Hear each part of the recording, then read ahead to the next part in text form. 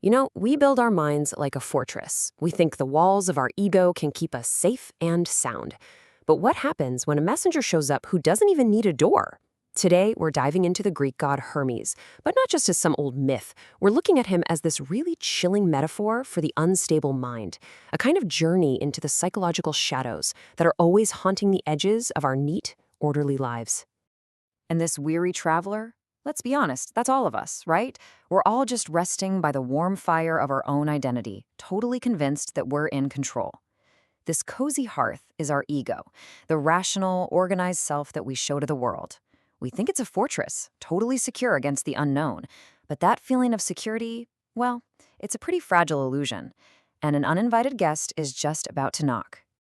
And there he is. That guest is Hermes. So this first part of our story is all about how this divine trickster shows up to completely shatter that cozy illusion of sanctuary. Just look at the contrast here. It's pretty stark. On one hand, you have the ego, which wants to build a world of order and familiarity, believing its walls are rock solid. But Hermes, he doesn't smash through the walls.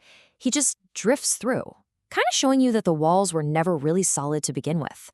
He is chaos, he is transition, and he's that chilling realization that our reality has always been porous. Hermes is basically the walking, talking embodiment of what Freud called the uncanny. You know that weird feeling when you stare at your own reflection a little too long and it starts to feel like a stranger? Or when you're home alone at night and your own house suddenly feels unfamiliar? That's it. That's the uncanny. It's the feeling of something we've pushed down, something repressed, coming back. And Hermes is the guy delivering the message that, yep, it's back. So his arrival isn't some big, dramatic thunder and lightning event. No, it's subtle. It's that slip of the tongue that accidentally reveals a secret you were trying to keep. It's that nervous joke that gives away a hidden fear. Hermes is that tiny, tiny crack in the mask that we all wear, just wide enough for the darkness to start seeping through. But that's just the opening act. Once that boundary has been breached, Hermes switches roles. He goes from being a messenger to a thief. And he's not interested in your stuff, he's after your very sense of self. I mean, really stop and think about that for a second. What if the things you use to define who you are, your habits, your voice, even your own reflection in the mirror, what if they all suddenly felt foreign? This is the kind of terror Hermes brings to the table. He makes the traveler feel like a complete stranger in his own house, in his own mind. So how does he pull this off? His main method is to become a mirror, what's known as an uncanny double. Now, this isn't just someone who looks like you. Oh no, it's a reflection that holds every single thing you've tried to bury, every part of yourself you've denied. It's your shadow self, literally staring back at you, forcing you to ask, who am I really? And through this incredibly clever mimicry, Hermes reveals a terrifying truth. The familiar, comfortable parts of who we are. They're just a performance. It's a mask. And underneath that mask, all these primal impulses are stirring, just waiting for their cue. All of a sudden, your safe space, your sanctuary, feels a lot less like a home and a lot more like a stage. Okay, so now that the self is totally destabilized, Hermes changes his role again. He's not just a trickster anymore. Now he's a guide, a psychopomp they call it, ready to lead our traveler on a descent right into the psychological underworld. Now, this underworld isn't a physical place with fire and brimstone, not at all. It's a psychological one. It's that deep, formless part of our psyche that existed way before we had an identity, before we had rules, before any kind of order was imposed on us. Hermes is guiding the traveler's soul all the way back to this chaotic, primordial origin point. So what's actually pulling the traveler deeper? Well, in psychology, there's this wild idea called the repetition compulsion. It's this strange, unconscious urge we all have to return to earlier states, sometimes even to relive trauma. Hermes essentially becomes the tour guide for this dark impulse, leading the traveler down a path that always ends with the one thing we all spend our lives trying to forget, our own mortality. And his famous staff, the caduceus, is the absolute key symbol for this whole descent. You've seen it, right? The two serpents twisting around the staff. They represent the collapse of all opposites, life and death, sickness and health, animate and inanimate. That staff is a constant, silent reminder that the line between being a living, breathing thing and just a thing is terrifyingly thin. And this is probably the most uncanny part of the whole journey. The traveler isn't really discovering something new here. He's remembering something ancient, something his soul once knew intimately but then violently pushed down and forgot.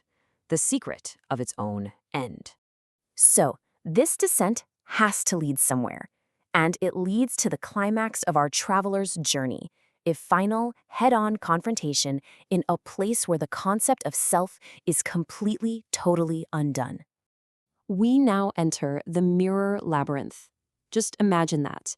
It's a space of pure psychological confusion.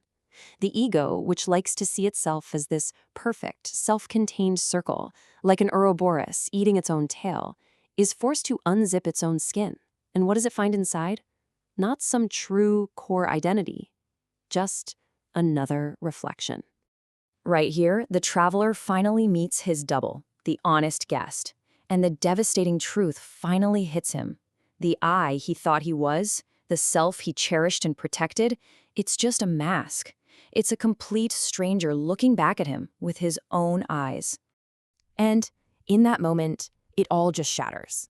The whole comforting story we tell ourselves about who we are, this idea of having a single, stable identity, is exposed for what it is, a fragile illusion. But the journey doesn't end in the labyrinth. The traveler has to return home.